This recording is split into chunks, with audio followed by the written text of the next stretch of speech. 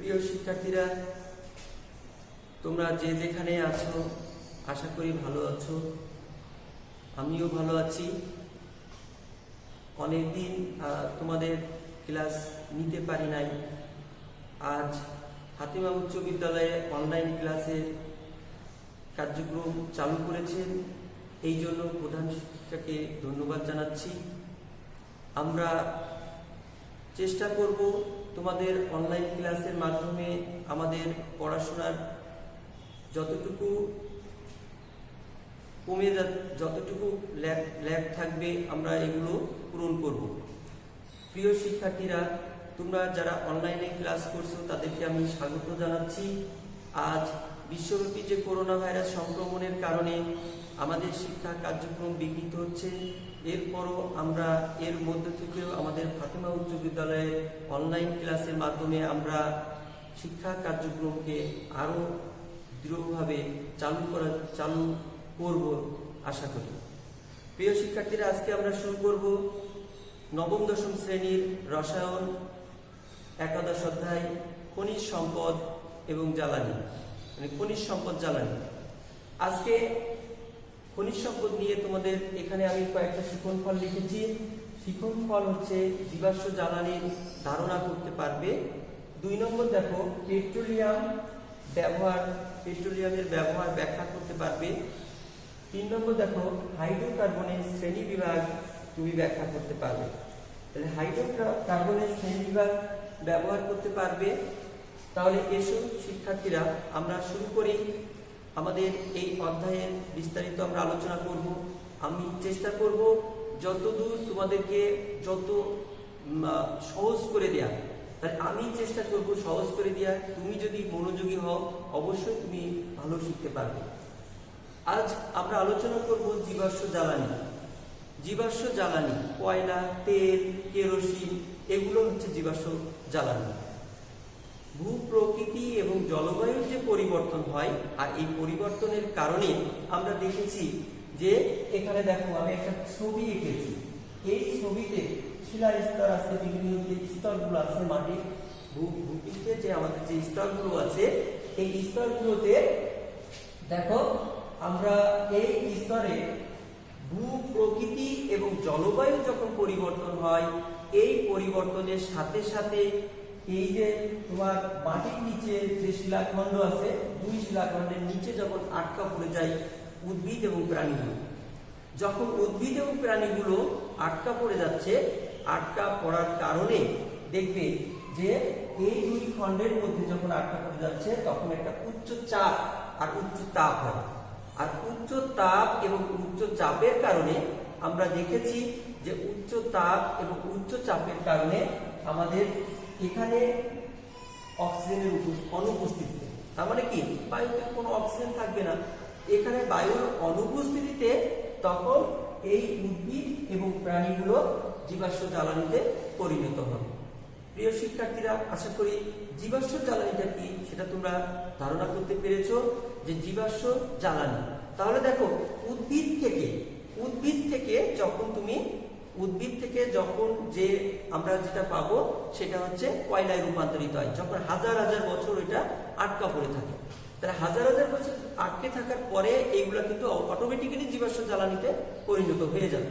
তাহলে উদ্ভিদগুলো কি হবে, জীবাশ্ম জ্বালানিতে যখন পরিণত হচ্ছে তখন উদ্ভিদগুলো কয়লায় রূপান্তরিত হবে এবং প্রাণীগুলো কি হবে, পেট্রোলিয়াম অর্থাৎ খনিজ সম্পদ যে পেট্রোলিয়ামে রূপান্তরিত হয়ে যায়। তাহলে আমরা জানি যে এই জৈব যৌগ অর্থাৎ আমাদের এই যে অধ্যায়ে যেটা আলোচনা করা আছে যে খনিজ সম্পদ জ্বালানির মূল উপাদানই হচ্ছে কার্বন যৌগ।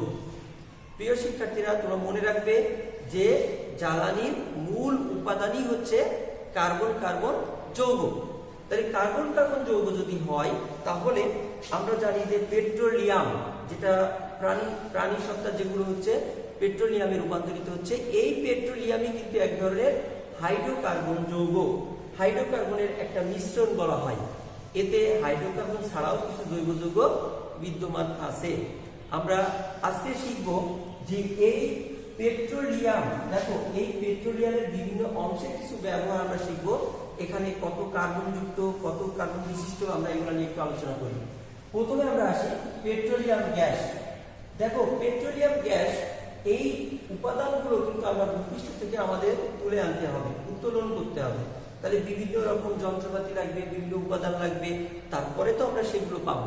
তাহলে দেখো আমরা প্রথমে দেখো পেট্রোলিয়াম গ্যাসকে আমাদের পেতে গেলে আমাদের 20 ডিগ্রি সেলসিয়াস তাপমাত্রায় আমরা একটা গ্যাস পাবো।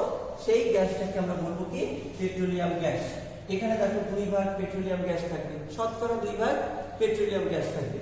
এবার দেখো এখানে কার্বন সংখ্যা অবশ্যই 1 থেকে 4 কার্বন থাকতে হবে, 1 থেকে 4 কার্বন যৌগ থাকতে হবে। আমি কিন্তু পূর্বেই বলছি যে জ্বালানি বা জীবাশ্ম জ্বালানি হচ্ছে কার্বন কার্বন যৌগ, আর এখানে আমি বলছি পেট্রোলিয়াম।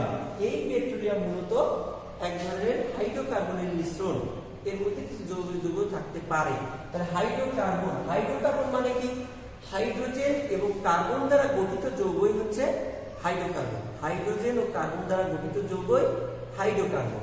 তাহলে এবার দেখো যে এখানে আমরা পাচ্ছি পেট্রোলিয়াম গ্যাসটা পাচ্ছি হচ্ছে 20 ডিগ্রি সেলসিয়াস তাপমাত্রায়। আমরা যে অঞ্চল থেকে এটা পাবো সেটাকে আমরা বলবো পেট্রোলিয়াম গ্যাস।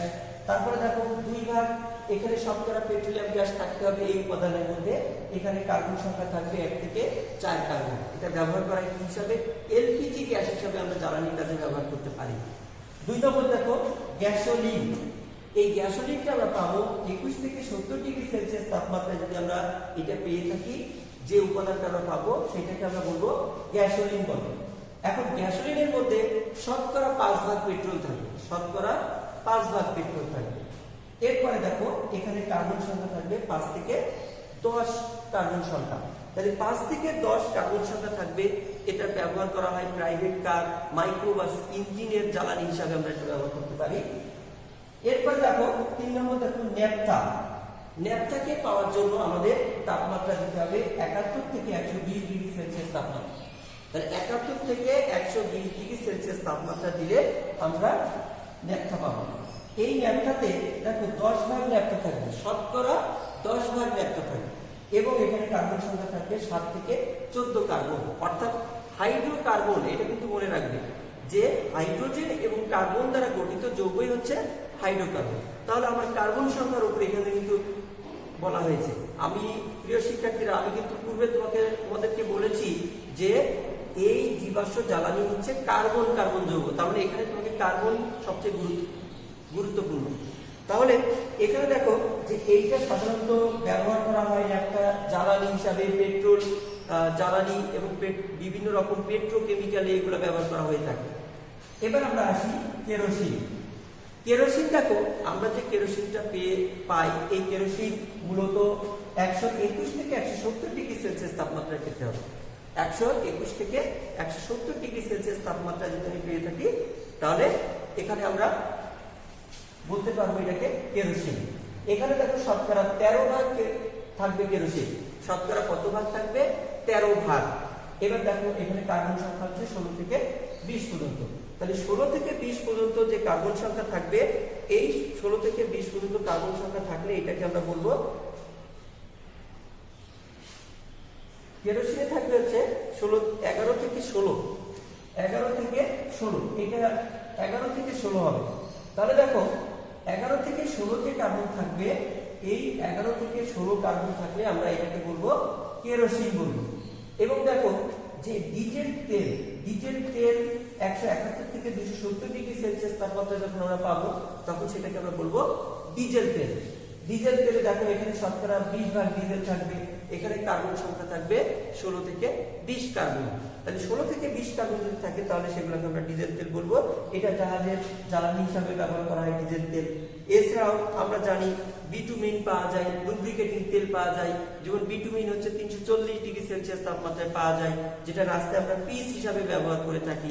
লুব্রিকেটিং তেল, তারপরে ডিজেল, এইসব বিভিন্ন উপাদান আমরা পেট্রোলিয়াম থেকে বিভিন্ন তাপমাত্রায় পেয়ে থাকি। প্রিয় শিক্ষার্থীরা, আশা করি তোমরা বুঝতে পারছো যে জীবাশ্ম জ্বালানি কি এবং পেট্রোলিয়ামের ব্যবহার। এই পেট্রোলিয়াম কিভাবে আমাদের বিভিন্ন তাপমাত্রায় উত্তোলন করা হয় এবং সেগুলো কিভাবে ব্যবহার করা হয়। তাহলে আমরা এই পেট্রোলিয়ামের ব্যবহার সম্পর্কে আমরা জেনেছি।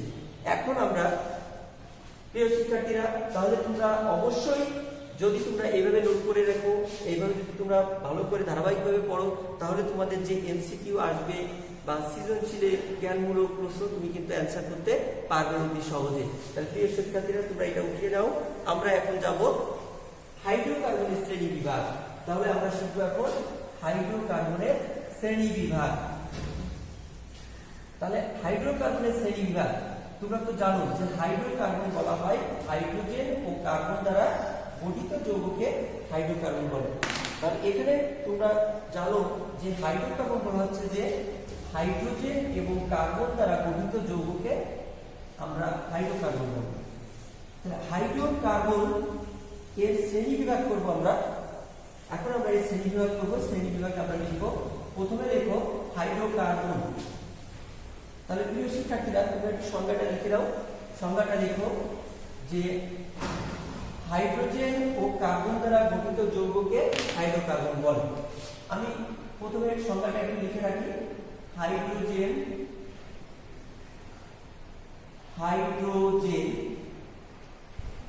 ও কার্বন দ্বারা গঠিত যৌগকে হাইড্রোকার্বন বলে।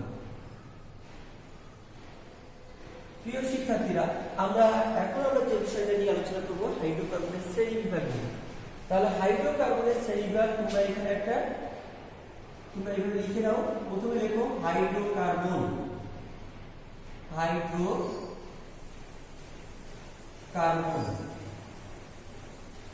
হাইড্রোকার্বনকে দুই ভাগে ভাগ করা হয়। দুই ভাগে। প্রথমটা লেখো aliphatic hydrocarbon.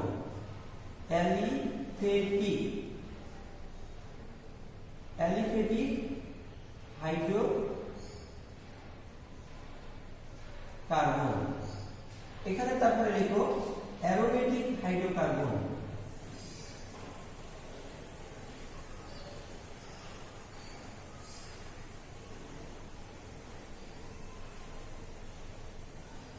Aromatic hydrocarbon. Aliphatic হাইড্রোকার্বনকে আবার লেখো দুই ভাগে ভাগ করা যায়। দুই ভাগে ভাগ করা যায়। একটা লিখো মুক্ত শিকল হাইড্রোকার্বন। আর একটা লিখো বদ্ধ শিকল হাইড্রোকার্বন। এবার দেখো বদ্ধ মুক্ত শিকল হাইড্রোকার্বনকে আবার দুই ভাগে ভাগ করা হয়। একটা লিখো সম্পৃক্ত হাইড্রোকার্বন।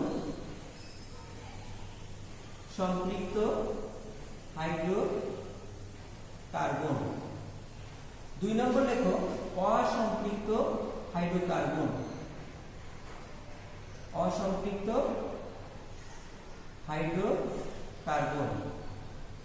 এবার দেখো সম্পৃক্ত হাইড্রোকার্বন আর অসম্পৃক্ত হাইড্রোকার্বন। সম্পৃক্ত কার্বন হচ্ছে একক বন্ধন দ্বারা গঠিত যৌগ, আর অসম্পৃক্ত হাইড্রোকার্বন আবার লিখে রাখো দুই ধরনের হয়ে থাকে।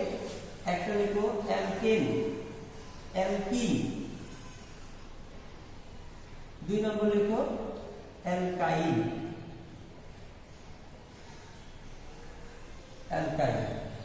প্রিয় শিক্ষার্থীরা, আমরা হাইড্রোকার্বনের যে শ্রেণী বিভাগটা করেছি একটু সবাই একটু লক্ষ্য করো যে এখানে হাইড্রোকার্বন অর্থাৎ হাইড্রোজেন এবং কার্বন দ্বারা গঠিত যৌগকে আমরা কি বলবো?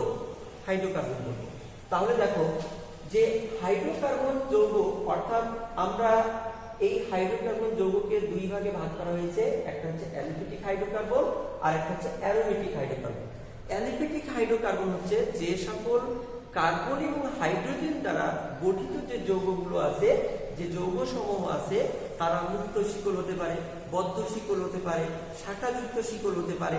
তাহলে তোমরা মনে রেখো যে অ্যালিফেটিক হাইড্রোকার্বন মুক্ত শিকল, বদ্ধ শিকল অথবা শাখাযুক্ত শিকল যদি হয় তাহলে তাদেরকে আমরা বলবো কি অ্যালিফ্যাটিক হাইড্রোকার্বন। হাইড্রোকার্বন কার্বন দ্বারা গঠিত যৌগ, হাইড্রোজেন এবং কার্বন দ্বারা। তাহলে এখানে আমাদের অ্যালিফ্যাটিক বুঝতে পারলাম। এবার আমরা আসি অ্যারোমেটিক যৌগ। অ্যারোমেটিক যৌগ সম্পর্কে আমি তোমাদের আলোচনা করি। অ্যারোমেটিক যৌগ আমরা জানি যে সুগন্ধিযুক্ত যে যৌগগুলো আছে, যেমন আমরা বলি যে তোমরা লিখে নাও যে অ্যারোমেটিক হাইড্রোকার্বনের ছোট্ট একটা সংজ্ঞা আছে। এই সংজ্ঞাটা আশা করি তোমরা লিখে নিও এবং লিখে নিলে তোমরা এখান থেকে ভালো করতে পারবে। যেমন অ্যারোমেটিক হাইড্রোকার্বনের সংজ্ঞা হচ্ছে যে কয়েকটি বিশেষ বৈশিষ্ট্য সম্পন্ন যৌগকে অ্যারোমেটিক হাইড্রোকার্বন বলে। আবারও বলি, কয়েকটি বিশেষ বৈশিষ্ট্য সম্পন্ন যৌগকে অ্যারোমেটিক হাইড্রোকার্বন বলে। এবার আমরা আসি এই অ্যারোমেটিক হাইড্রোকার্বন কিছু উদাহরণ লিখে আমরা এবং উদাহরণ লিখে তোমাদেরকে বুঝিয়ে দিচ্ছি। তার আগে তোমরা লিখে নাও অ্যারোমেটিক হাইড্রোকার্বনের 3টা বৈশিষ্ট্য আছে। প্রিয় শিক্ষার্থীরা, তোমরা লিখে নাও 3টা বৈশিষ্ট্য আছে। যেমন আমি এখানে লিখি যে অ্যারোমেটিক হাইড্রোকার্বনের 1 নম্বর বৈশিষ্ট্য লেখো। 1 নম্বর বৈশিষ্ট্য লিখবে যে এই অ্যারোমেটিক যে হাইড্রোকার্বন সমূহ আছে, এই অ্যারোমেটিক হাইড্রোকার্বনগুলোর মধ্যে 5, 6 বা 7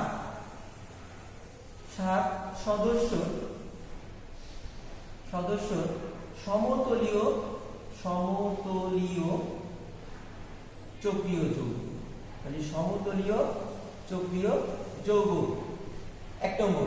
তার মানে তোমাকে মনে রাখতে হবে যে অ্যারোমেটিক যে হাইড্রোকার্বনগুলো আছে, এই অ্যারোমেটিক হাইড্রোকার্বনগুলো 5, 6, 7 সদস্যের সমতলীয় চক্রীয় যৌগ হতে হবে, 2 নম্বর লেখো যে এরা একান্তর কি থাকবে বলতো? এদের মধ্যে থাকবে একান্তর। আমরা জানি যে এদের মধ্যে একান্তর দ্বিবন্ধন থাকতে হবে, একান্তর দ্বিবন্ধন থাকে। 3 নম্বর বৈশিষ্ট্য লেখো যে অ্যারোমেটিক যে হাইড্রোকার্বন সমূহ আছে, এই অ্যারোমেটিক হাইড্রোকার্বন সমূহ কার্বন কার্বন লেখো, কার্বন কার্বন একটি একক বন্ধন ও একটি দ্বিবন্ধন থাকে, তাহলে দেখো, এবং এটা পর্যায়ক্রমে এখানে লিখে রাখো, পর্যায়ক্রমে। তাহলে তুমি বলতে পারবে যে অ্যারোমেটিক হাইড্রোকার্বন হচ্ছে কার্বন ও অর্থাৎ 5, 6, 7 সদস্যের সমতলীয় চক্রীয় যৌগ হতে হবে এবং এরা একান্ত দ্বিবন্ধন থাকবে। আর কার্বন কার্বন একটি একক বন্ধন এবং একটি দ্বিবন্ধন থাকে। তাহলে তুমি বুঝতে পারবে যে অ্যারোমেটিক হাইড্রোকার্বন গুলো কি। তাহলে তোমার যদি জ্ঞানমূলক প্রশ্ন আসে, যদি তোমাকে ব্যাখ্যামূলক প্রশ্ন দেওয়া হয়, তাহলে তুমি অ্যারোমেটিক হাইড্রোকার্বনের সংজ্ঞাটা লিখবে যে কয়েকটি বিশেষ বৈশিষ্ট্য সম্পন্ন যৌগকে অ্যারোমেটিক হাইড্রোকার্বন বলে। এবং এখানে দেখো 3টা বৈশিষ্ট্য আছে, এই 3টা বৈশিষ্ট্য সম্পর্কে তোমাকে ভালো ধারণা রাখতে হবে। তাহলে ধারণাটা হচ্ছে 5, 6, 7 সদস্যের সমতলীয় চক্রীয় যৌগ হতে হবে, এরা একান্ত দ্বিবন্ধন হতে হবে এবং কার্বন কার্বন একটি একক বন্ধন একটি দ্বিবন্ধন থাকবে পর্যায়ক্রমে। তাহলে এসো আমরা 2টি উদাহরণ করি। আমরা লিখি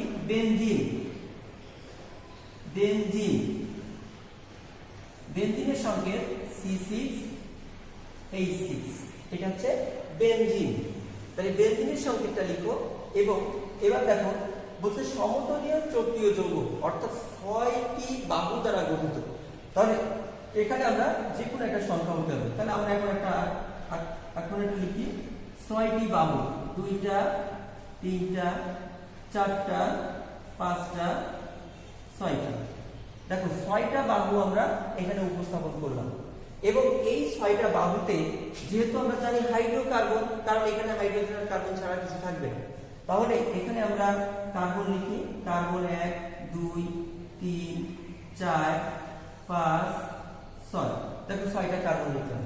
এবার 6টা কার্বন যখন আমরা উপস্থাপন করলাম এখানে, আমাদের 6টা কার্বন যখন সংকেতের সাথে এখানে মিলে গেছে, তাহলে C6, তাহলে 6টা কার্বন। এবার দেখো এই 6টা কার্বন যখন আমার এখানে হয়ে গেল, এবার আমাদের দ্বিতীয়টা দেখো, এরা একান্ত দ্বিবন্ধন থাকবে। একান্ত দ্বিবন্ধন, যদি তুমি এখানে একটা দ্বিবন্ধন দাও তাহলে একান্ত, দেখো একান্ত দ্বিবন্ধন। এবার এখানে যদি আমি দিয়ে থাকি তাহলে আমার এখানে একটা একান্ত দ্বিবন্ধন দিতে হবে। তাহলে দেখো এটাকে বলা হবে একান্ত দ্বিবন্ধন। এবার বলা হচ্ছে দেখো 3 নম্বর বৈশিষ্ট্য একটু মিলিয়ে দেখো, কার্বন কার্বন একটি একক বন্ধন, দেখো কার্বন কার্বনের একটা একক বন্ধন আছে, আবার দেখো একটি দ্বিবন্ধন আছে, দেখো কার্বন কার্বনের মধ্যে আবার একটা দ্বিবন্ধন আছে। তাহলে এই যে 3টা বৈশিষ্ট্য পর্যায়ক্রমে বলছে যে পর্যায়ক্রমে থাকতে হবে, অর্থাৎ একটি একক বন্ধন থাকলে পরেরটা দ্বিবন্ধন থাকবে, পরেরটা একক বন্ধন থাকলে পরেরটা দ্বিবন্ধন থাকবে, এইভাবে পর্যায়ক্রমে থাকবে।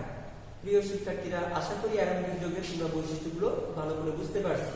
এবার দেখো এখানে যদি আমি একটা বন্ড দিলাম, এখানে একটা বন্ধন, এখানে একটা বন্ধন, এখানে একটা বন্ধন, তাহলে আমরা জানি যে কার্বনের যোজনী 2 এবং 4 হয়, তাহলে এখানে আমরা কার্বনের যোজনী 4 ব্যবহার করা হবে। তাহলে এখানে কার্বনের যোজনী 4, অর্থাৎ এগুলোকে বলা হয় বন্ড বা বন্ধন বলা হয়। তো একটা যৌগ গঠন করতে গেলে তার একটা বন্ধন থাকবে, আর এই বন্ধনগুলো হচ্ছে এই যে বন্ধনগুলো দেওয়া হয়েছে এখানে, এই বন্ধনগুলো একক বন্ধন বা দ্বিবন্ধন থাকবে। এখন দেখো প্রত্যেকটা কার্বনের সাথে 4টা বন্ধন থাকা, এই 4টা বন্ধন থাকা মানে হচ্ছে কার্বনের যোজনী 4। তাহলে এখানে দেখো প্রত্যেকটা যোজনী দেওয়ার, প্রত্যেকটি হাত দেওয়ার পরে দেখো প্রতিটা হাতে একটি করে হাইড্রোজেন আমি এখানে বসাতে পারবো। তাহলে প্রতিটা হাতে যখন আমি হাইড্রোজেন বসাচ্ছি, এবার দেখো তো, কিন্তু খেয়াল রাখবে যে কার্বনের যোজনী কখনো কোনো 4-এর উপরে না যায়, বা এখানে আমি যখন বন্ধনগুলো দেখাবো, বন্ধনগুলো অবশ্যই তোমাকে নির্দিষ্ট সংখ্যার মধ্যে দিতে হবে। যেমন দেখো তুমি এখন গুনে দেখো, এখানে 1 2 3 4, দেখো 4টা হাত। এখন এইটা 1 নম্বর কার্বন, এটা 2 নম্বর দিতে পারি, 3 4 5 6 নম্বর কার্বন। দেখো এই কার্বনের সাথে 1টা 2টা 3টা 4টা, এই কার্বনের সাথে 1টা 2টা 3টা 4টা, এই কার্বনের সাথে দেখো প্রত্যেকটা কার্বনের সাথে 4টা করে হাত দেওয়া হয়েছে, অর্থাৎ কার্বনের যোজনী 4। এখানে 4-এর বেশি হাত তুমি দিতে পারবে না। তাহলে বন্ধন গঠন করার ক্ষেত্রে তোমাকে অবশ্যই মনে রাখতে হবে এটা। এবার দ্বিতীয় উদাহরণটা আমরা আসি। তাহলে প্রথমটা আমরা শিখলাম যে বেনজিন এর কিভাবে অ্যারোমেটিক হাইড্রোকার্বনে এর গঠনগত বৈশিষ্ট্য আমরা আলোচনা করতে পারি। এবার দ্বিতীয়টা আমরা আসি, লেখো বেনজিন আমরা লিখেছি, এবার আমরা লিখব হচ্ছে ন্যাপথেলিন। আর একটা উদাহরণ লেখো ন্যাপথেলিন। এখন ন্যাপথেলিনের সংকেত হচ্ছে C10H8। আমরা শিখেছি যে ন্যাপথেলিন একটা ঊর্ধ্বপাতিত একটা পদার্থ। এই ন্যাপথেলিনকে তাপ দিলে সরাসরি জলীয় বাষ্পে রূপান্তরিত হয়, কারণ এই ন্যাপথেলিন এর সংকেত হচ্ছে C10H8। এখন এটাও একটা অ্যারোমেটিক হাইড্রোকার্বন। তাহলে প্রিয় শিক্ষার্থীরা, আমরা এখন ন্যাপথেলিনের কাঠামো শিখব। তাহলে ন্যাপথেলিনের কাঠামোটা তোমরা প্রথমে দেখো 6 7 8, মানে 5 6 7 সদস্যের সমতলীয় চক্রীয় যৌগ হতে হয়। তাহলে আমরা এখন 2টা চক্র আঁকাবো। তাহলে 2টা চক্র, তাহলে আঁকাও 1টা 2টা 3টা 4টা 5টা 6টা। দেখো 6টা বাহু আমি দিয়ে একটা চক্র আঁকাইছি, এবং এরপরে দেখো আরো একটা আঁকাও, 1টা 2টা 3টা 4টা 5টা। তাহলে দেখো 2টা আমার এই সমতলীয় চক্র 2টা পাশাপাশি আঁকাতে হবে। যদি তুমি ন্যাপথেলিনের কাঠামোগত সংকেতটা ভালো করে শিখতে চাও, তাহলে তোমাকে প্র্যাকটিস করতে হবে। তোমাকে 2-1বার প্র্যাকটিস করলে তুমি খুব ভালো করে শিখতে পারবে। তাহলে প্রথমে আমরা আসি যে এখানে আমরা যে ন্যাপথেলিনের সংকেত যে কাঠামোগত দিয়েছি, এবার দেখো এরা একান্ত দ্বিবন্ধন থাকবে, একান্ত দ্বিবন্ধন। তাহলে এখন তোমরা দ্বিবন্ধন দাও। আমি যদি এখানে একটা দ্বিবন্ধন দিই, আচ্ছা তার আগে তোমরা কার্বন সংখ্যাগুলো বসিয়ে দাও। এখানে কার্বন সংখ্যাগুলো বসিয়ে দাও, কার্বন সংখ্যাগুলো বসিয়ে দাও। এবার দেখো একান্ত দ্বিবন্ধন, তাহলে একান্ত এইটা থাকবে, এটা বাদ দিয়ে এইটা, এটা বাদ দিয়ে এইটা, এটা বাদ দিয়ে এখানে, এটা বাদ দিয়ে এখানে। তাহলে দেখো প্রত্যেকটা দেখো 3টা করে বন্ধন হয়ে গেছে। তাহলে এখানে দেখো 3টা করে বন্ধন, প্রতিটা কার্বনে দেখো তো 3টা করে বন্ধন হয়েছে কিনা। তাহলে যদি 3টা করে বন্ধন হয়ে থাকে, আমি কিন্তু পূর্বে বলেছি যে কার্বনের যোজনী 4, তাহলে এখানে আবার 4টি বন্ধন থাকবে। তাহলে আরেকটি করে বন্ধন থাকতে হবে। এবার দেখো পরের বৈশিষ্ট্য মিলিয়ে দেখো, কার্বন কার্বনে একটি একক বন্ধন, একটি দ্বিবন্ধন থাকবে। যেমন দেখো কার্বন কার্বনের মধ্যে একটি একক বন্ধন, আবার দেখো এই কার্বনের মধ্যে কার্বন দ্বিবন্ধন, এই কার্বনের মধ্যে কার্বনের একক বন্ধন, এইভাবে করে দেখো পর্যায়ক্রমে আছে। এই জন্য কিন্তু দেখো বৈশিষ্ট্য বলে দেওয়া আছে যে পর্যায়ক্রমে থাকতে হবে। এবার দ্বিতীয় প্রশ্নে আমরা আসি যে এখানে আমাদের যেহেতু কার্বনের 4টি করে হাত হবে, তাহলে প্রত্যেকটাই এইটাতে দেখো 4টি বন্ধন হয়ে গেছে, এটা তো 4টি হয়ে গেছে। তাহলে যেগুলোতে হয়নি সেগুলোতে আমি হাত দিয়ে দিব, দিয়ে এবার ওই হাতগুলোতে আমি হাইড্রোজেন দ্বারা পূর্ণ করে দিব, হাইড্রোজেন দ্বারা পূর্ণ করে দিয়েছি। দেখো হাইড্রোজেন দ্বারা পূর্ণ করে দেওয়া হয়েছে। তাহলে এখন এই ন্যাপথলিনের আণবিক সংকেতের সাথে দেখো তো মিল আছে কিনা। এখানে কার্বন দেখো 10টা, হাইড্রোজেন দেখো 8টা। তাহলে এখানে আমরা ন্যাপথলিনের একটি অ্যারোমেটিক যৌগ, তাহলে আমরা সরাসরি এখন খুব ভালো করে অ্যারোমেটিক যৌগ সম্পর্কে আশা করি বলতে পারবে। অ্যারোমেটিক যৌগটা কি, এই যৌগ সম্পর্কে আশা করি তুমি ভালো ধারণা পেয়েছো। এই ধারণা থেকে তুমি প্রশ্নগুলো অনেক ভালো করে লিখতে পারবে আশা করি। তাহলে অবশ্যই তোমরা চেষ্টা করো যে এই অ্যারোমেটিক হাইড্রোকার্বন সম্পর্কে আমরা ভালো করে জেনেছি, আমরা আরো ভালো করে শিখবো, পরীক্ষার খাতায় উপস্থাপন যাতে ভালো হয় সেই চেষ্টা করব। এবার আমরা হাইড্রোকার্বন সম্পর্কে আমি এর পরের দিন তোমাদেরকে জিজ্ঞাসা করব, তোমরা এই হাইড্রোকার্বন সম্পর্কে মনে মনে ভেবে নিবে যে আমি প্রশ্ন করলে তোমরা মনে মনে উত্তর দিবে, তাহলে আমি বুঝে নিব যে তুমি শিখতে পারছো। তাহলে সেই ক্ষেত্রে আমরা এগুলো আলোচনা করেছি। এবার আমরা যাব, আচ্ছা তাহলে আমি এটা মুছে দিলাম। আচ্ছা এবার আমরা যাব, এবার আমরা শিখব, আমরা হাইড্রোকার্বন সম্পর্কে, অ্যারোমেটিক হাইড্রোকার্বন সম্পর্কে আমরা বিস্তারিত আলোচনা শিখেছি। এবার আমরা শিখব অ্যালিফেটিক হাইড্রোকার্বন।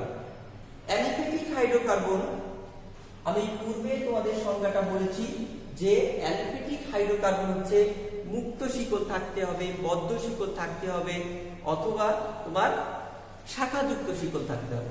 যদি মুক্ত থাকতে পারে, বদ্ধ থাকতে পারে, শাখাযুক্ত যদি থাকে, তাহলে সেটাকে আমরা বলবো অ্যালিফেটিক হাইড্রোকার্বন। এই অ্যালিফেটিক হাইড্রোকার্বন এর মধ্যে দেখো মুক্ত শিকল হাইড্রোকার্বন। মুক্ত শিকল কোনগুলো?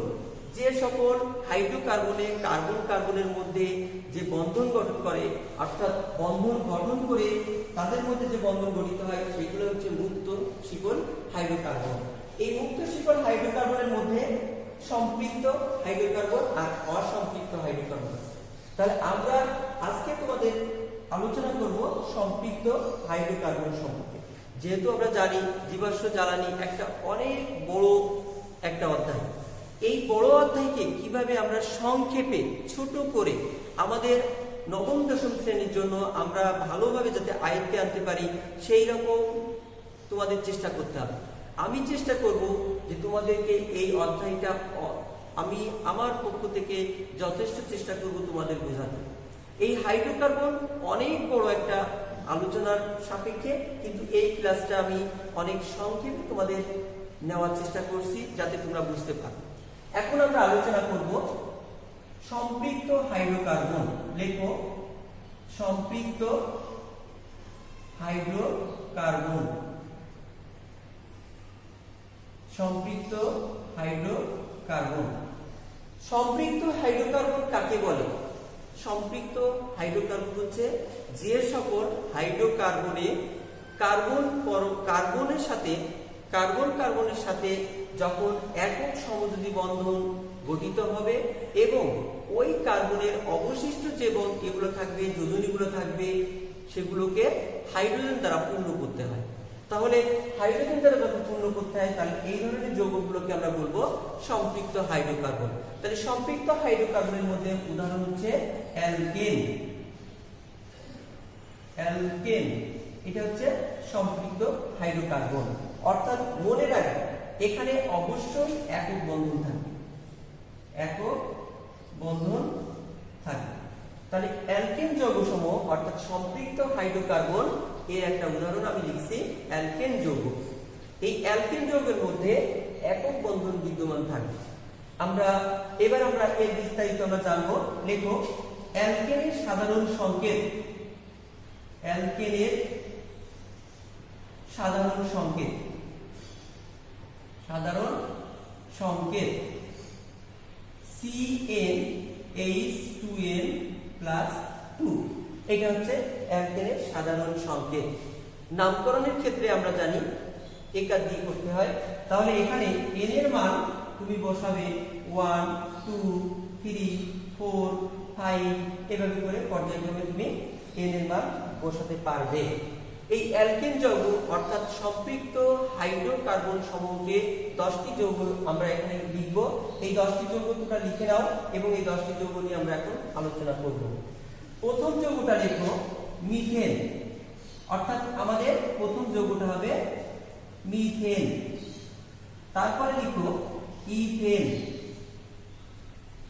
তারপরে লিখো propane. Methane, ethane, propane, butane, pentane. Methane, ethane, propane, butane, pentane, hexane, heptane, octane, nonane, আর একটা লিখো ডেকেন।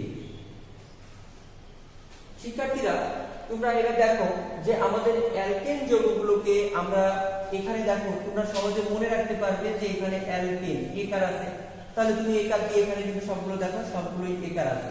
Methane, ethane, propane, butane, pentane, hexane, heptane, octane, nonane, decane. 10টি আমি হাইড্রোকার্বন লিখেছি। এই 10টি হাইড্রোকার্বনের মধ্যে দেখো এখানে আমার মিথেন, মিথেন অর্থাৎ মিথ এর মূল শব্দ বের করো। তাহলে মিথেনের মূল শব্দ হচ্ছে মিথ। মিথ বলতে বোঝাচ্ছে এক কার্বন। তাহলে এখানে দেখো আমরা কার্বনের সংখ্যা 1 বসাবো। তাহলে যেহেতু কার্বনের সংখ্যা 1 বসালে এখানে আমার মিথ আসবে। এবার দেখো ইথেন, ইথ মানে 2 কার্বন। তারপর দেখো প্রোপেন, প্রোপ মানে 3 কার্বন। তারপর দেখো বিউট, বিউট মূল শব্দগুলো তোমাকে জানতে হবে। তাহলে বিউট মানে 3-4 carbon, pent 5 carbon, hex 6 carbon, hept 7 carbon, oct 8 carbon, non 9 carbon, dec 10 carbon. তাহলে দেখো প্রত্যেকটা উচ্চারণের সাথে তোমাকে কার্বনের সংখ্যা মনে রাখতে হবে। যখন তোমাকে আমি বলবো বিউটেন তুমি তখন মনে রাখবে এটা 4 কার্বন বিশিষ্ট একটা যৌগ। যখন বলবো পেন্টেন 5 কার্বন বিশিষ্ট একটা যৌগ। যখন বলবো হেক্সেন 6 কার্বন বিশিষ্ট একটা যৌগ। যখন বলবো অকটেন 8 কার্বন বিশিষ্ট একটা যৌগ। তাহলে দেখো তুমি কিন্তু যৌগ খুব সহজে চিনতে পারছো যে কোনো অ্যালকেন যৌগকে চেনার একটা সহজ উপায়। এবার আমরা এগুলো সংকেত লিখি। যেমন দেখো যদি আমি মিথ মানে 1 কার্বন, তাহলে 1 বসালে এই জায়গায় আমার আসবে CH4। তারপর দেখো ইথেন যদি আমি বসাই C2H6, তুমি এখানে মান বসাও দেখো যে চলে আসবে সংকেতগুলো। তারপরে দেখো propane C3H8, butane C4H10, pentane C5H12, hexane C6H14, heptane C7H16, তারপর অকটেন C8H18, ননেন C9H20, ডেকেন C10H22। দেখো এবার এখানে তুমি সংখ্যাগুলো বসাও, দেখো যে সব অ্যালকেন যৌগগুলো তুমি বলতে পারবে। যেমন দেখো যখন তোমাকে বলা হবে মিথেন 1 কার্বন বলবে, বিউটেন 4 কার্বন, তাহলে 4 তুমি সংকেতে বসালে তুমি সঠিক সংকেতটা পেয়ে যাবে। আরো একটা জিনিস তুমি সুন্দরভাবে বুঝতে পারবে, সেটা হচ্ছে কি যদি আমার কার্বন সংখ্যা যা থাকবে তার ডাবল করে 2টা হাইড্রোজেন বেশি। দেখো প্রত্যেক ক্ষেত্রে কিন্তু তাই হচ্ছে। কার্বন সংখ্যা 2, এখানে দেখো হাইড্রোজেন হচ্ছে 6টা, তার মানে কার্বন সংখ্যা ডাবল এবং তার 2 বেশি। তাহলে তুমি সংকেত দিয়েও মনে রাখতে পারবে, আবার তুমি এর আণবিক সংকেতটাও বলতে পারবে। তাহলে তোমাকে যদি বলা হয় যে বলো তো C10 যদি তোমাকে এখানে বলা হয় যে C21, তাহলে বলো তো হাইড্রোজেন কয়টা হবে? তাহলে আমি যদি এখানে সূত্রে বসাই যে C এখানে বসানো হচ্ছে 21, এবার এখানে H2, এখানে N এর মান 21 বসাও +2, তাহলে দেখো C21 যদি হয় হাইড্রোজেন হবে 21, 42, 44। তাহলে দেখো এখানে হাইড্রোজেন সংখ্যা হচ্ছে 44। তাহলে তুমি কিন্তু বলতে পারছো যে এই যৌগটি একটি অ্যালকেন যৌগ, অর্থাৎ অ্যালকেন যৌগগুলোকে আমাকে মনে রাখতে হবে। যদি তুমি অ্যালকেন যৌগগুলো মনে রাখতে পারো তাহলে খুব সহজেই তুমি এই অ্যালকেন যৌগগুলোকে শনাক্তকরণ করতে পারবে। তাহলে অ্যালকেন যৌগগুলোকে শনাক্তকরণ করার জন্য আমাদেরকে চেষ্টা করতে হবে। এবার আমরা আসি, দেখো তুমি কিন্তু এখন সহজেই বলতে পারবে। যেমন দেখো আমি এখন যদি তোমাকে বলা হয় বলো তো কার্বন 25, হাইড্রোজেন 52, এই যৌগটা কি বলো তো? এখন তুমি কিন্তু খুব সহজেই বলতে পারবে যে এই যৌগটি একটি অ্যালকেন যৌগ। অ্যালকেন যৌগ তুমি সংকেত দিয়েও বুঝতে পারবে, আবার তুমি সংকেত দিয়েও বুঝতে পারবে, আবার তুমি নিজে থেকে দেখেও বলতে পারবে এটি একটি অ্যালকেন যৌগ। তাহলে আমরা অ্যালকেন যৌগ সম্পর্কে আমরা জানলাম। এবার দেখো এগুলোর গাঠনিক সংকেতটা আমরা একটু খেয়াল করি। গাঠনিক সংকেতের দিকে যদি আমরা একটু খেয়াল করি তাহলে আমরা দেখো এখানে আমাদের গাঠনিক সংকেত সম্পর্কে আমরা একটু বিস্তারিত জানি। গাঠনিক সংকেত মনে রাখবে যে এইগুলো সবই হচ্ছে হাইড্রোকার্বন, কার্বন এবং হাইড্রোজেন দ্বারা গঠিত যৌগ। তাহলে কার্বন আর হাইড্রোজেন দ্বারা গঠিত যদি যৌগ হয় তাহলে আমরা কিভাবে করবো দেখো, কার্বন এবং হাইড্রোজেন, যেমন প্রত্যেকটা যৌগকে যদি আমরা এখন এখানে একটু দেখাই তোমাদের নমুনা, যেমন C2H6, এই C2H6 কে যদি আমরা এইভাবে লিখি যে এটার গাঠনিক সংকেত কার্বন আছে 2টা, কার্বন আছে কয়টা? 2টা আছে। এই 2টা কার্বনে আমরা এগুলোর ভিতরে যখন আমরা একটা বন্ধন দিব, দেখো আমি কিন্তু পূর্বে বলে আসছি সম্পৃক্ত হাইড্রোকার্বন হচ্ছে একক বন্ধন। এখানে দেখো একক বন্ধন এভাবে গঠিত হবে। এবার দেখো এই একক বন্ধন যখন হলো, এবার দেখো 2টা কার্বন, এবার হাইড্রোজেন আছে 6টা, তাহলে এখানে তুমি বলতে পারো একটা হাইড্রোজেন, এইভাবে করে তুমি 6টা হাইড্রোজেন দিয়ে দিবে। তাহলে দেখো 6টা হাইড্রোজেন যখন দিয়ে দিলে দেখো কার্বনের এখানে কিন্তু 4-এর বেশি হবে না, এটা আমাদের খেয়াল রাখতে হবে। তাহলে এখানে আমরা বলতে পারবো CH3 বন্ড CH3, এটাকে বলা হয় শিকল গঠন। কেন? দেখো আমি কিন্তু পড়ছি মুক্ত শিকল হাইড্রোকার্বন, তাহলে দেখো মুক্ত শিকলের মধ্যে আছে সম্পৃক্ত, অর্থাৎ আমাদের এই যে শিকল গঠন এটাকে বলা হয় শিকল গঠন। তাহলে এবার আমরা প্রত্যেকটা যৌগ আমি এখানে শিকল গঠন করব। তোমরা বাসায় সবাই এগুলো হোমওয়ার্ক করবে যে এই যৌগগুলোকে এইভাবে ভেঙে ভেঙে লিখে তাদের শিকল কিভাবে গঠন করা যায়। তাহলে এইভাবে ভেঙে ভেঙে যদি শিকল গঠন করতে পারো তাহলে তুমি এই যৌগগুলো ভালোভাবে করতে পারো। যেমন আমি এখানে যৌগগুলো তোমার দেখিয়ে দিচ্ছি যে প্রত্যেকটা যৌগতে যেমন দেখো CH4, এখন তোমরা অবশ্যই এইগুলা হোমওয়ার্ক করবে, গাঠনিক সংকেত প্রত্যেকটা যৌগ হোমওয়ার্ক করবে। তাহলে দেখো methane CH4, ethane CH3 bond CH3, এবার দেখো propane CH3 CH2 CH3, butane CH3, তোমরা গাঠনিক সংকেত অবশ্যই করবে, গাঠনিক সংকেত করলে তোমরা এই শিকলগুলো খুব সহজেই গঠন করতে পারবে। CH3 CH2 CH2 CH3, এবার দেখো pentane CH3 CH2 CH2 CH2 CH3, এভাবে তোমরা যৌগগুলো সবগুলো শিকল গঠন করতে পারবে। তাহলে এগুলো সব গঠন করো।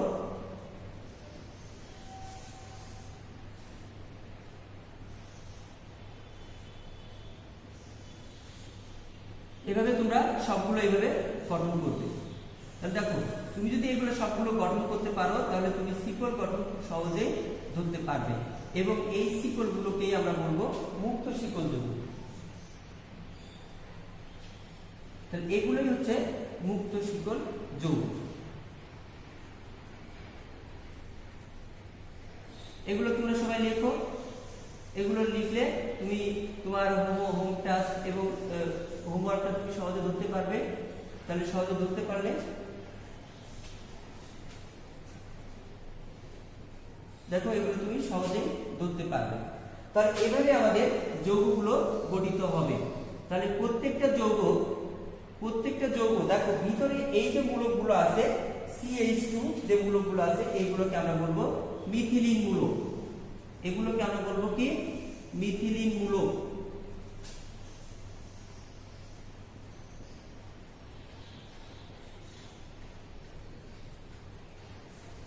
এগুলো হচ্ছে আমাদের মিথিলিন মূলক।